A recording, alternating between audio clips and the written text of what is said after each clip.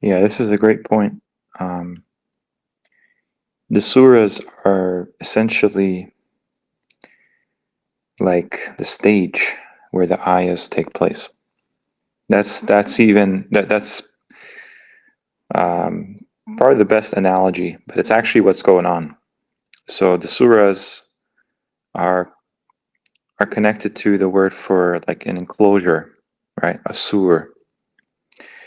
And the word for like Syria is Suriya, right? Because it's the northernmost Arab country and in the Middle East.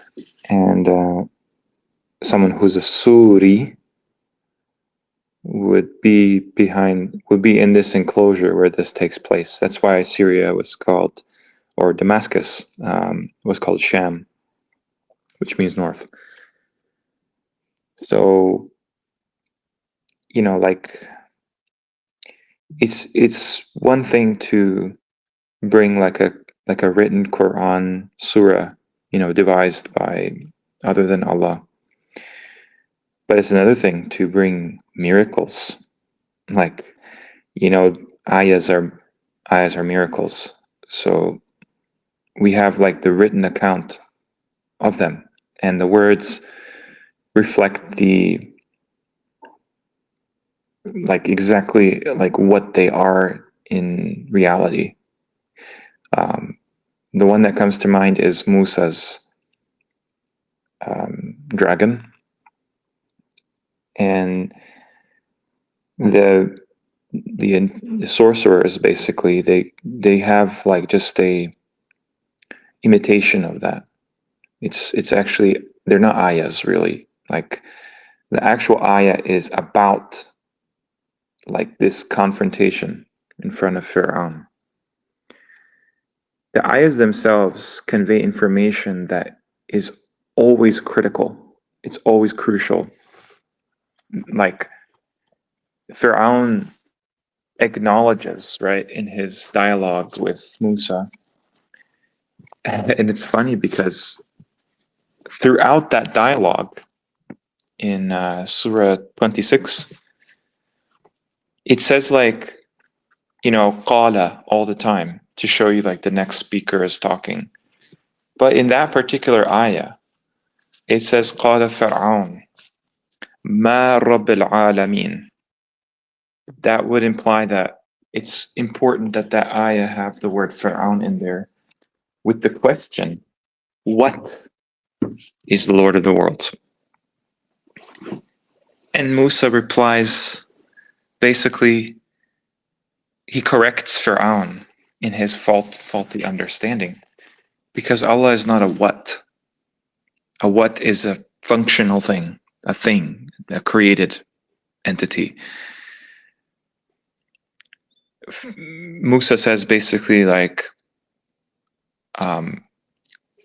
creator of what is in between the heavens and the earth, like the heavens and the earth and what is between them. What is between them, right? So the what is a creation. It's in the creation. So that's why that ayah is so short, like so many ayahs in the Quran, because the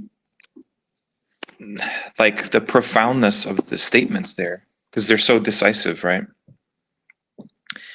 Tafsil, like decisive words, speech, suggests that we get insight into what these people believe. Like we get insight into the hypocrites, right? They're really like, the meaning of like a hypocrite is somebody that divests like energy, time, resources, support, everything, not to like from believers to the shayateen, right? So they're like alone with their demons and they are with them actually, while pretending to agree with you everywhere else. It's essential that we have that understanding because it shows like what the side that's not aligned with Allah's reality tries to go for with. Like Pharaoh believes that Allah is a thing. That's why he thinks he's a believer when he's drowning. He's like, no, I'm a Muslim and I believe in the God of Beni Israel and whatever. But that doesn't tell you much. I mean, it's a bit of a technicality, but I mean, you can't just like do this like half-baked shahada as you're dying. Sunnis believe this because Sunnis have a lot of the same. It's basically like ancient Egyptian religion in their religion today. Like whoever came up with it, those are the real like ancient Egyptian bloodlines that came up with the hadith. Truly, but it's just interesting that like the top of the food chain, the top of the hierarchy in the evil society, doesn't even know the truth. You're just like deluded as everyone else beneath him. You know this because they understand him to be a god, a divine figure, and they say that he is like the gods belong to him, right? Like your gods, your divinities, alihat. Right? So yeah, it's interesting. Like you don't get lies in the Quran. You get the explicit words, explicit truth, exactly what these people, what believers, what everybody, what they all hold to be true. It does not. It does not actually contradict the full picture. It's all like even just the idea of us coexisting with jinn is such a polarizing thing. Literally, is such a polarizing thing that people will immediately fall into their camps if we ever had something like that. Like right now, our technology represents that to an extent. Likely, right? It it it cultivates either bad or good in people. Just the idea, just like social media itself, just that, right? Discord and freaking Twitter and Instagram, okay? But imagine if there were actual beings, like actual entities you could see and touch and like talk to, right? This is like inevitable, I believe. That's what the purpose of the Quran is. It's like it's the reality for the entire story that Allah devised and measured, and it will come to fruition whether we like it or not. Obviously, believers would rejoice and love and align with this story, this narrative of events. But the disbelievers are always trying to either delay things or hasten things because they just hate the fact that Allah is supreme over all things. And that's why the whole idea of qadr and fate, I think qadr itself, it just means like measure, because we're basically living in the ultimate, like, I don't even know how to word it, but it's like really just completely understood exactly what the limitations and what all the things we have no control over, all of that is already calculated, measured completely. All of the epochs and eras in history, everything is just accounted for. It's already known their end outside of time. And it's interesting too, because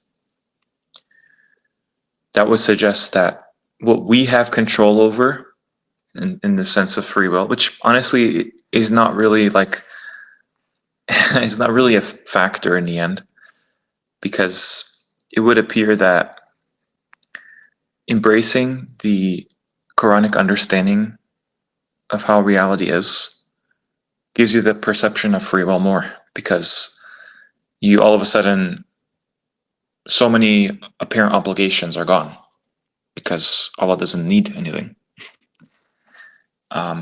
And all of a sudden, you realize the things that you were interested in, that you had a curiosity for, are actually things that are encouraged in the Quran, because you're a believer. You have your own expression of this same reality.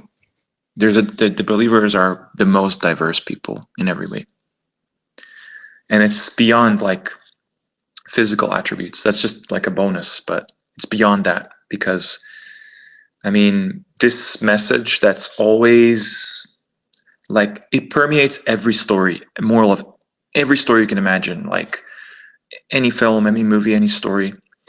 It boils down to, what do you hold inside? What is like important inside? Can you radiate that? Can you like embrace that? Because the people that are in the wrong side of history, it just goes skin deep. What they are inside is just tormented, just dark, dark, evil. That's all inside. But the good people that believe in Allah, the last day, that's like their most sacred aspect of them, like what's inside. You know, they're not like they're not defined by like these man-made labels, right? They're just, it's made to sound corny on purpose, right? It's made to sound underwhelming on purpose, because everyone would love to be like the most attractive, the most rich, the most powerful, the most whatever. But that's just a means to an end. And if what's inside is corrupted, you're gone. All that's meaningless. It doesn't matter in the end. The most noble of you, unequivocally, that's what's the most important thing. So what does that look like? Oh, they would say, well, character, you know, character. Character is prerequisite for marriage. That's a prerequisite for being Muslim. Without character, you're not a Muslim. Doesn't matter what you do. Oh, so you're telling me that children are born Muslim without doing any of these things. They're completely innocent. It's another key piece of the puzzle, innocence. And somebody that has not taken their Shahada, okay, formally, they're already Muslim before starting any of these mandated rituals. It's not like you want to do them. You can believe that you want to do them. But if you didn't have to, you wouldn't. Because you have way more productive things to do. And honestly, that's all for you in the end. Fasting, giving to charity, praying, all of it. It's all to cultivate an end in you. Because if you have bad character, all that stuff is it's just a waste of time. It's just there to delude you then. Like, oh, I am a very pious person. Really? Based on what? Because I do this and this and this. And I'll tell you how pious I am because I do this and this. And see, I'm interacting publicly very nicely. I'm very pious. The surface level, the skin deep thing, it's so true. It will always be true. And man, it's getting more and more obvious day by day.